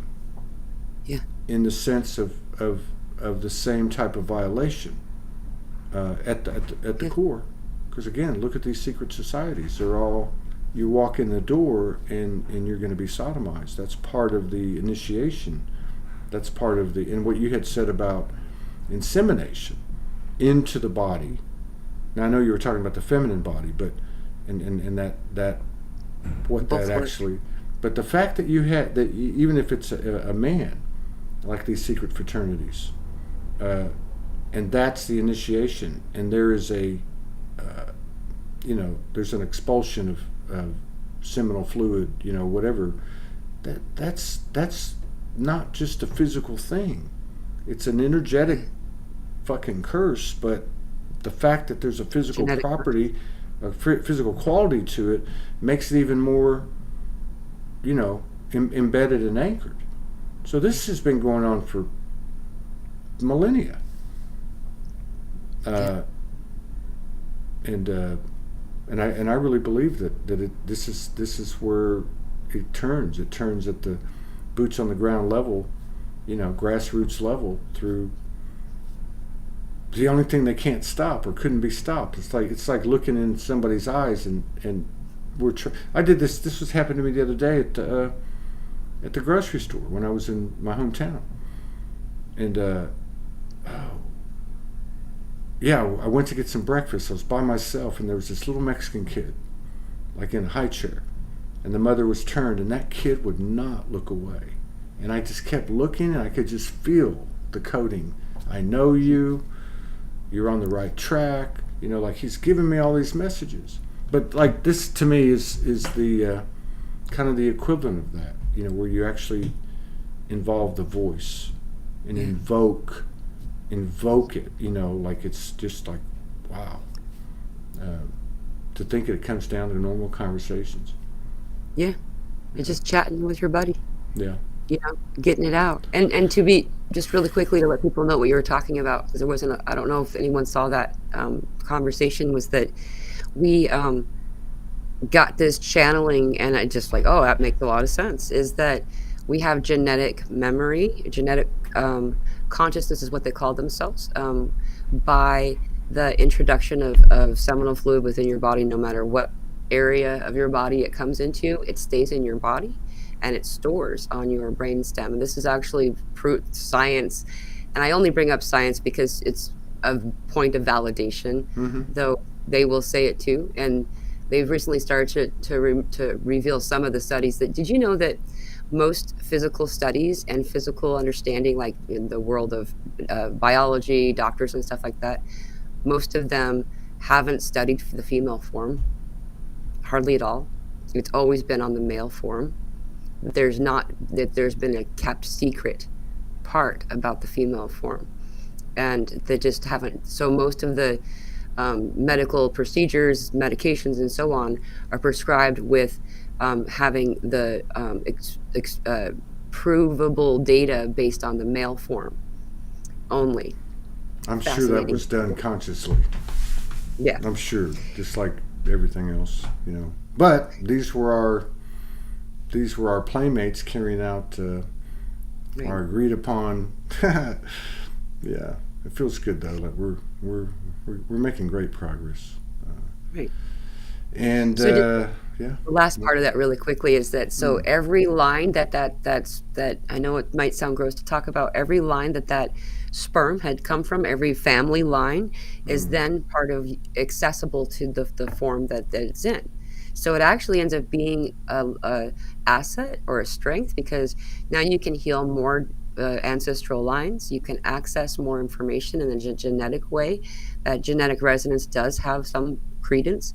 There's a reason that you are who you are, because the family lines that you've come from to make you is why you're who you are in this moment right now. And so I just wanted to finish that. That's like really a cool thing. It is a cool thing. It doesn't sound cool, but it really is. Well, but it fits the paradoxical structure. You know, what you think is, you know, not so good is actually a huge asset. And here we go again.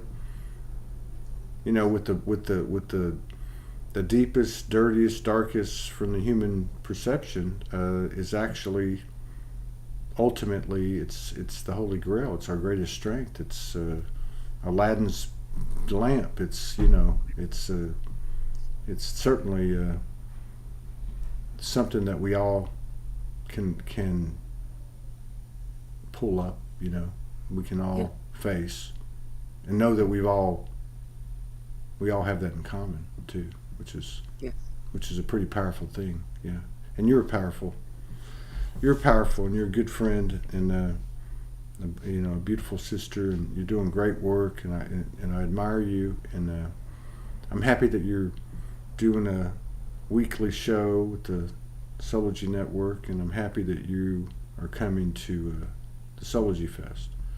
Thank you. And it's going to be a powerful, powerful thing. A lot of people are picking up on it. I know you're picking up on it. I think we've already got about 10 people coming from Europe, which is cool. And I'm looking forward to it. We have another show in an hour. It's another premiere called Soul Talk on Soulology. Yeah, she does have a lot of dignity, doesn't she? I'm anxious to see what other shows pop up. And yeah, Pamela, thanks so much. I really Todd, appreciate thank you. it. And Yeah. you're a rock star. I echo back all the things you said to me times 10. Like, you are an amazing deliverer and messenger of the truth. And it's been really an honor to be on this journey with you. Thank you. Thank you. See y'all later. Peace out. Love you. Thanks. Love you too, Pamela. Take care.